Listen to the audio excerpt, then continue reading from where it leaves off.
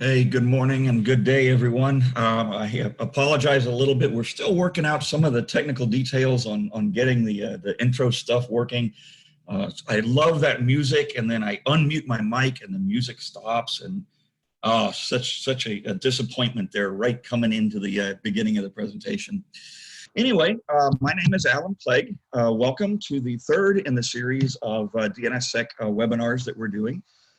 Today is actually going to be a relatively short webinar. We're going to be talking a little bit about the DNS requirements, or what you need to know about DNS, and then a little bit about cryptography. And if you were doing this in the regular classroom, if you were doing this where you had an instructor in front of you, there would be a significantly larger portion of the DNS background. But because this is a DNSSEC specific class and not the full DNS class, we're actually going to skip over a lot of the how does the DNS resolution chain work. If you're interested in doing that, then please feel free to check out the classes that are available through ISC and through Men and Mice. So let's go ahead and get started with DNSSEC webinar. So again, as I said, today the class or the lecture is a little bit about the background that you need to actually understand DNSSEC. And I was really worried, when I started teaching this class, how much of this cryptography stuff and how much, how complicated was this going to have to be? And it turned out that it really didn't need to be all that complicated. Yeah, there's a lot of cryptography that we could go into, a lot of different algorithms and a lot of different things. But we're not going to get into that because we don't need to. All of the actual cryptography is done on the back end by libraries, by code that other people have written, people much smarter than I am. So what we're going to talk about is the actual use, the application of that. So the primary information that you need to know, the background knowledge that you need before going into DNSSEC, is how the DNS resolution mechanics actually work, or the delegation chain. So if you're familiar with how a client does a query to a recursive server, and the recursive server does a query, or first of all checks its cache, does the query up to the roots if it doesn't have any information, or down to a lower level in the chain if it does. If you're familiar with that, then you're fantastic, you're in good shape. If you're not familiar with that, then I recommend taking a look at some of the online classes that are available and some of the classes that are available through ISC and through Men and Mice.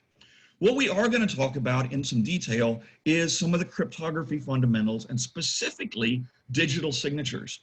Now, again, if you were taking this as the full class, there would be more covered than just the digital signatures, because DNS does use other cryptography features.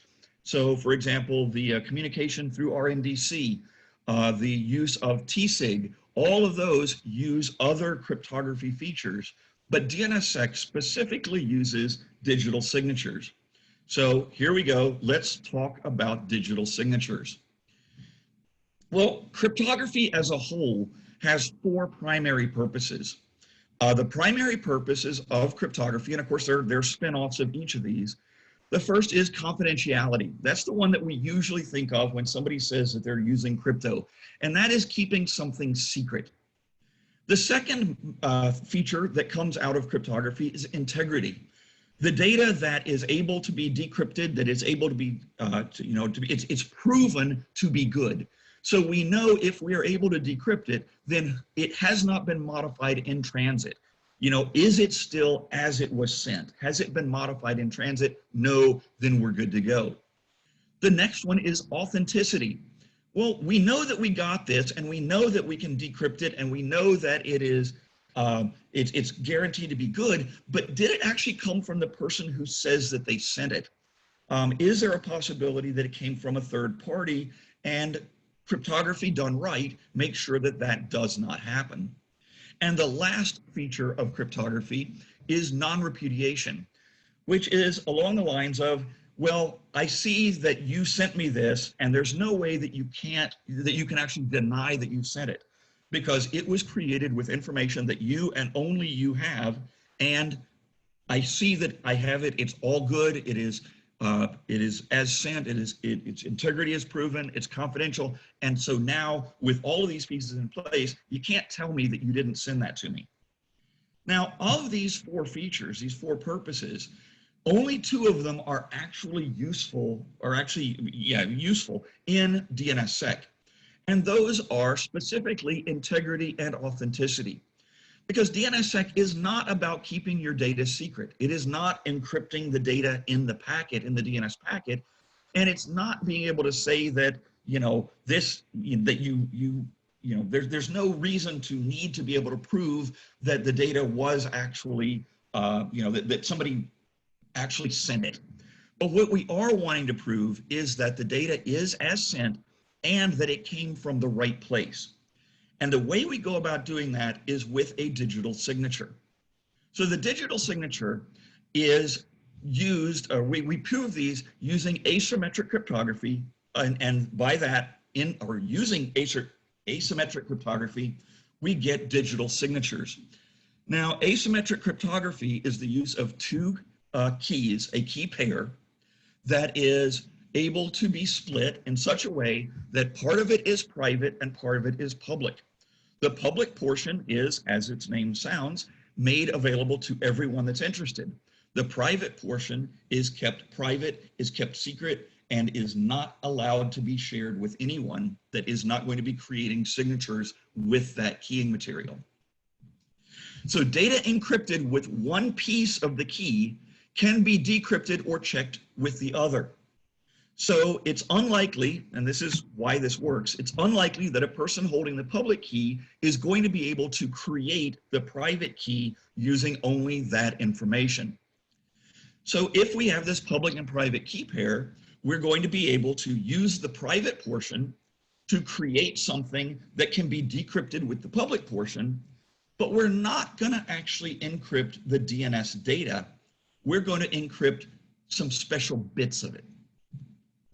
Data that can be decrypted is guaranteed to have been unaltered since its encryption. Therefore, we have proven integrity.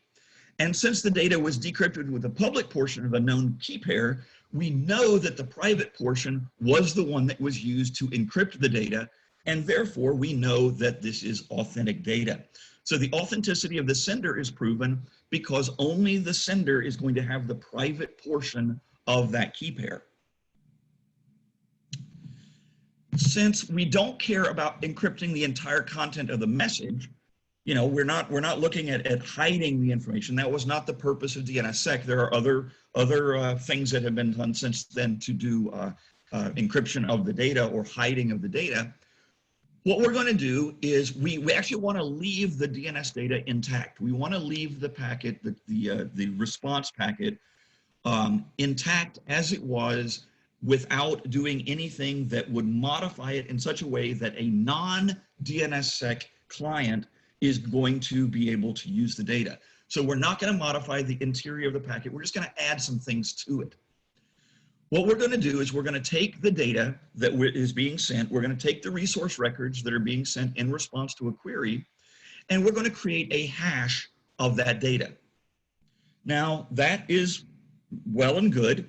And what we're going to do then is encrypt that hash with the private portion of the key and then send that with the query or with the response as the client is expecting it. So the client, if they're able to do DNSSEC, is going to see this encrypted hash, but a non-DNSSEC validating server is still going to see the resource records as they expect them. Anyone holding the public key is going to be able to authenticate and confirm the integrity of the message, and anyone without the public key is still going to be able to see the data and do the and be able to use the responses even if they don't do the validation. So a digital signature, we assume that we have a piece of data. This is the piece of data that we're going to want to send from the authority to the actual client at the end. So what we're going to do first is we're going to take this data and we're going to run it through a hashing algorithm, and we're going to get a hash out of that. Then we're going to take that hash and we're going to encrypt it with the private portion of the key. In this case, we're calling it K1, and that's going to provide us with a digital signature. That signature is then, the data actually is added to that signature. So they're now put together as one chunk. And then that information is sent over, whatever transmission media is required to the recipient. The recipient sees the data and the signature, will take the data that was sent and hash it using the same hashing algorithm that was used by the person, by the authenticator, by the authority server. The hash is then created. The hash, the signature is decrypted using the public portion of the key. When that public portion of the key is used to decrypt the signature, we are going to get, if everything came across cleanly and without any modification, we're going to get the same hash value. These two are then able to be compared, and if the two hashes match, we know that the data was not modified in transit and that it is impossible for anyone to have created it except the person holding the initial key or the private portion of the key, K1. So this seems to be, very, very clear. And if you've ever used PGP or any of the other digital signature technologies, you know that this actually works very well, and it's nice. Now, the reason that we wanted to do the data and then hash the data is actually to reduce the size and to make the signature of a fixed length. This is actually going to be rather important as we're, you're not necessarily wanting to send the data plus an encrypted copy of the data. You're going to want to create something that's smaller, that's manageable. And remember, all of this is being sent inside a DNS packet, inside a response packet. So you're not going to want to have this bloat up too significantly large. Now, how does this, this obviously is working with just data off the shelf. Let's consider that we do this with DNS data. The DNS data is hashed, the hash is encrypted, the DNS data and the signature are put together, and in this case, the signature is put into the additional section. All of this data is now sent to the client that was actually looking for this, whether it be a recursive server or if it is the actual client at the end. And that client at the end does the hashing of the data, the decrypting of the signature, and then the comparison of the output of that. And at that point, we are able to prove that the DNS data came across unmodified. Now, I said that this was going to be a very short session today, and I've managed to keep it actually under 15 minutes. I was expecting it to go about 20. I think I went a little bit fast, but I think I covered everything about as necessary for this portion. Again, if you were taking this as a class in the classroom, we would be going over a number of other cryptography technologies, and we would also go over the DNS resolution process. So having said that, I'm going to go ahead. Oh, I take that back. I can't stop yet because I do have one more slide. Oh my goodness. So in this case, and I apologize, but I'll give the same talk again in just a second. A client that does not do DNSSEC validation is still able to use this data. So they get the DNS data with the signature, but they are able to ignore it, and they are able to use the data as it came across without any modification to the existing code. So in this case, you're able to have a client that even if they get a signature inside a response, inside a response from an upstream server, they do not need to use it.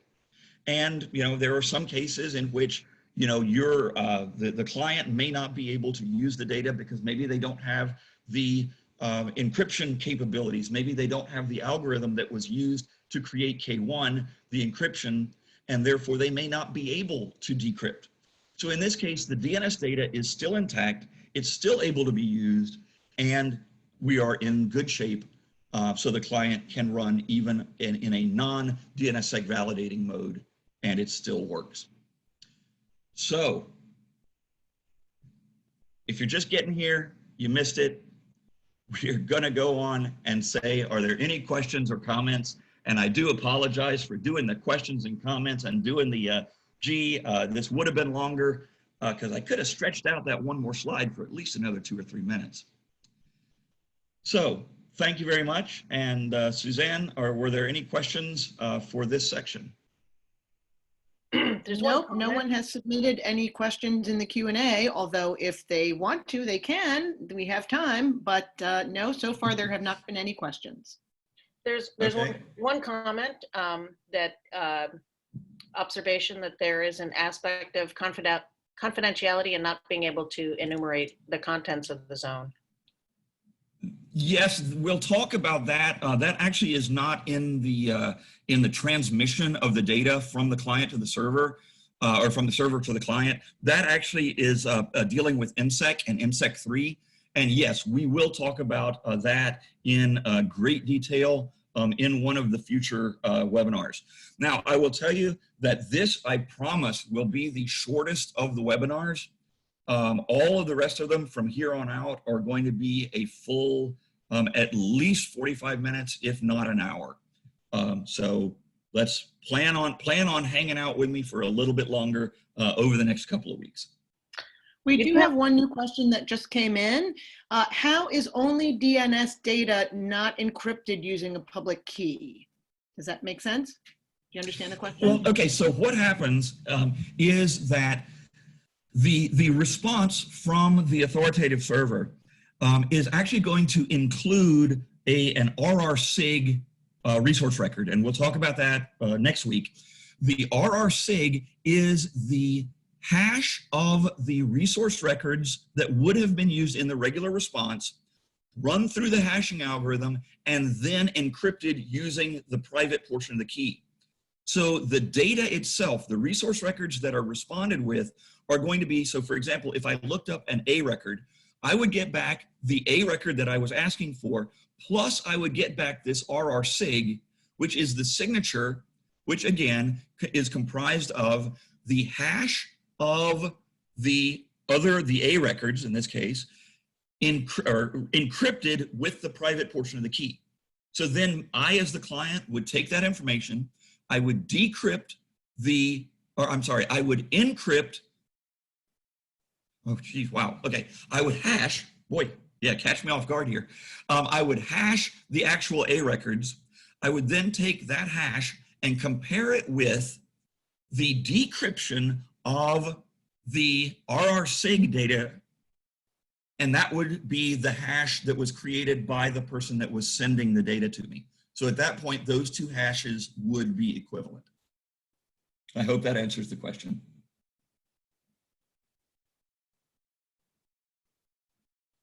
That seems to be all the questions we have for today. So thank you very much for participating. Yep. Thank you, everyone, and have a wonderful day. And as I said, please do plan for longer sessions in the future. Have a wonderful day.